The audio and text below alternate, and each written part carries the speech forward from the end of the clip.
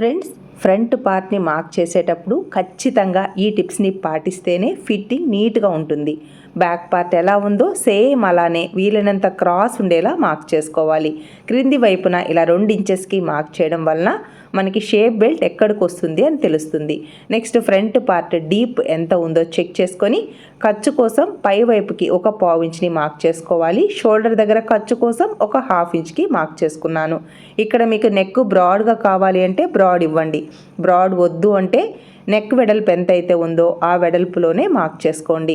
Next front neck డీప్ని mark చేయడం కోసం ఆది బ్లౌజ్ కరెక్ట్గా సరిపోతే ఓకే, సరిపోలేదు అంటే చెస్ట్ టైట్గా పట్టినట్టు ఉంది అని అంటే ఒక 1/2 ఇంచ్ కానీ 3/4 ఇంచ్ పొడవు అనేది ఎక్కువ ఇవ్వాలి. ఈ బ్లౌజ్ కరెక్ట్గా సరిపోయింది కాబట్టి 13.5 ఇంచెస్కి ఫ్రంట్ పార్ట్ పొడవుని మార్క్ చేశాను.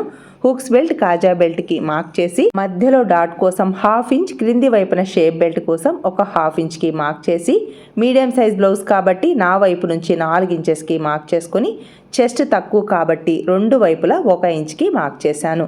ఇలా క్రింది వైపున కర్వ్ షేప్లో మార్క్ చేసుకొని డాట్స్ కోసం ఇక్కడ మార్క్ చేశాను కదా, ఆ క్లాత్ని వదిలేసి నడుము లూజ్ 8.5 ఇంచెస్కి మార్క్ చేసుకోవాలి. సైడ్ జాయింట్ వైపు 2 ఇంచెస్ ఖర్చునిచ్చాను.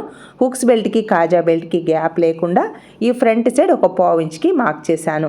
మార్క్ చేసుకున్న విధంగా ఫ్రంట్ పార్ట్ని ఇలా కట్ చేశారు అంటే ఫ్రంట్ పార్ట్ చెస్ట్ సైజుకి తగినట్టుగా క్లాత్ని కరెక్ట్గా ఇచ్చేసి వాళ్ళ బస్ట్ సైజుకి తగినట్టుగా డాట్ పొడవు వెడల్పు కరెక్ట్గా తీసుకోవాలి.